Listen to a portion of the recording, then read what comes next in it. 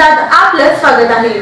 छत्रपती शिवाजी महाराज महाराजस्व अभियान अंतर्गत समाधान शिबिर उत्तर सोलापूर तालुक्यातील कसबे सोलापूर मंडळामध्ये दिनांक 15 मे 2026 रोजी शिवछत्रपती रंगभवन येथे विशेष शिबिराचे आयोजन करण्यात आले आहे।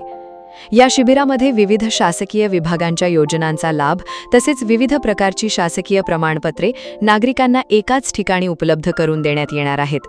तरी कसबे सोलापूर मंडळातील कसबे सोलापूर व सलगरवाडी तसेच नागरी भागातील सर्व नागरिकांनी या शिबिराचा लाभ घ्यावा।